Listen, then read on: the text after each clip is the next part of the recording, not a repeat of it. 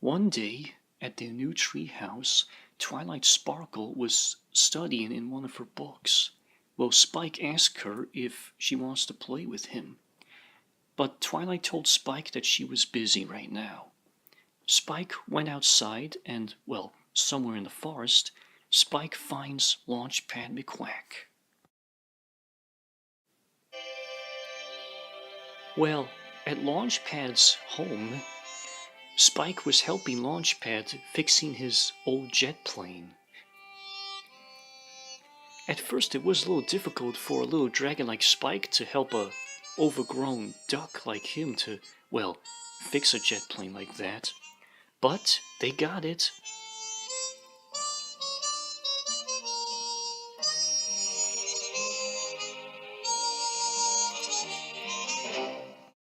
Soon, Tommy came along for a visit. Well, Tommy finds Spike there. Launchpad was surprised to see who the person was. Mr. McQuack, do you know me? Know you? I'm your biggest fan! Meanwhile, in town, Telly and Ernie were arguing about a little something. Ernie was jealous of Telly because Moki was hanging around with him ever since today. When Telly asked Ernie, like, what's next? Aren't you gonna propose Moki a little engagement ring or something? What? That's insane! We are not engaged, and as a matter of fact, the way this particular conversation is going right now, well, I'm fine with it. An angry Ernie scared Telly away. The next day, Spike and Launchpad encountered and befriended a traveling puppet theater man named Stromboli. Stromboli's amazing marionette show! The spectacle of a lifetime! A masterpiece of entertainment! Come, see the show everyone's talking about! Since you have a free afternoon, why don't you come and see my show? Stromboli realized that Spike is the same dragon who sometimes seen singing and dancing before. When Stromboli hears Launchpad mentioning Spike's name, he says to himself, Spike, what a nice little dragon. He had an idea. He decided to use Spike for using him, well, as the new attraction of his next show. And then Stromboli would make a lot of money. Spike went to join Stromboli in his next show. Sometime after they finished the show together, Stromboli just put Spike in a cage, and then he told him about what his terrible plan actually was. Don't you see, my dearest little dragon? It is a dark and evil world, and we must lock up our valuables lest someone steal them. And of course, there is the matter of the little contract we signed. But I don't want to stay here. I want to come out. You will do as you're told. Not far away, Launchpad heard what was going on. However, Launchpad realized that Stromboli is the same gypsy puppet master that Todd encountered a while back. Launchpad quietly sneaks from outside of Stromboli's traveling theater, and once he got inside, he quietly helped Spike escape from his cage. The two of them ran off.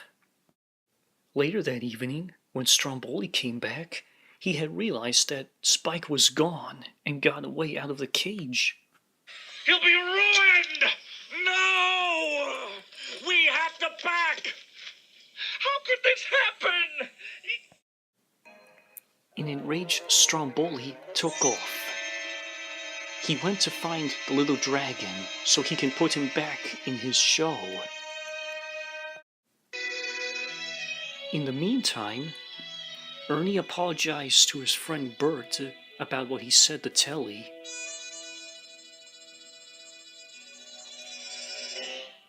And so, Ernie and Bert went to have some fun with Red and Moki.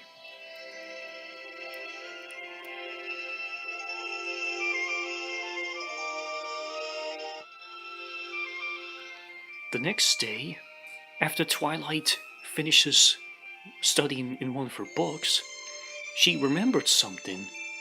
She forgot that Spike went out on his own, somewhere in the forest. Twilight Sparkle was worried already, and so Twilight set off to find her little dragon friend. Along the way, she finds Tommy. Twilight asks Tommy, has he seen Spike? Sometime later, after their little search, Tommy and Twilight had found Spike and Launchpad in the forest. Suddenly, Stromboli appeared. Stromboli tried so many times to take Spike away from Launchpad, but just then, Launchpad began to fight with the Gypsy Puppet Master. And when Stromboli chased Launchpad to his old jet plane, trying to tear him apart, well, the jet plane accidentally took off. Well, Launchpad was controlling it.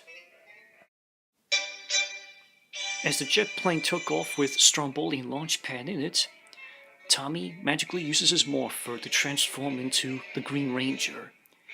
With help from his Dragon Zord, Tommy went off to find and rescue Launchpad and Stromboli from crashing into a mountain.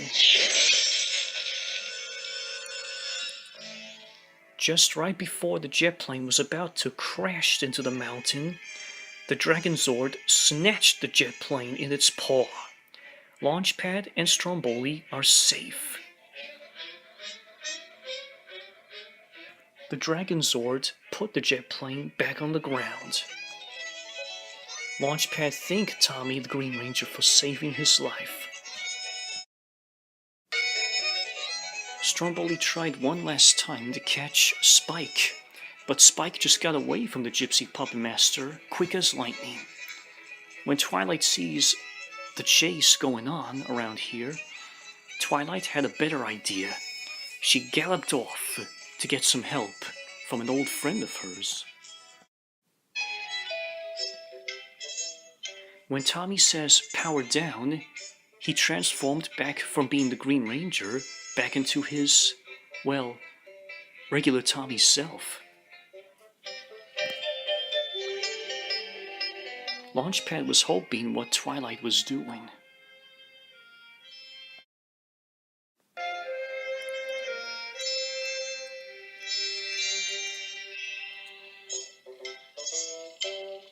Spike jumped into Launchpad's arms. When Stromboli was ready to attack again, Bagheera the Panther and Baloo the Bear came out of nowhere.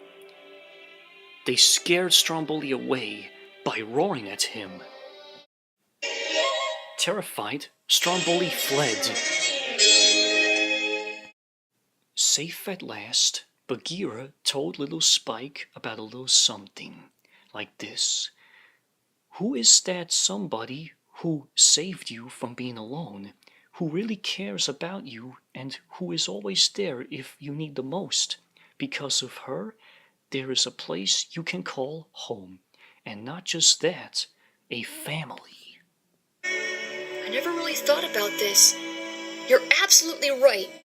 Spike remembered the days with when he used to have some fun with Todd the Fox when, well, Todd was little, until one day they learned a lesson about friendship after Baloo rescued them from the vicious tiger, Shere Khan.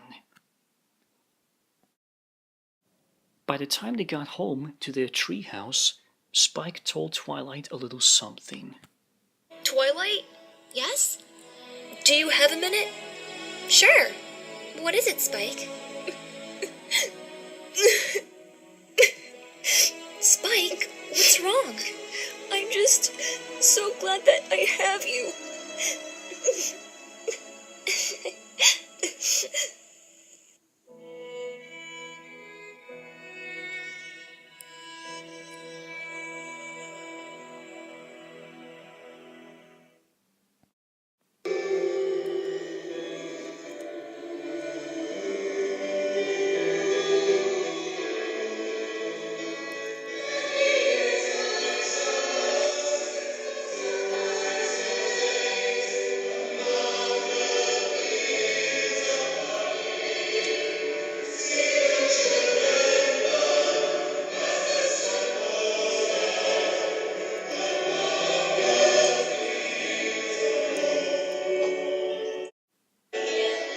Twilight Sparkle and Spike may be different compared to one another, but they will always be the best of friends.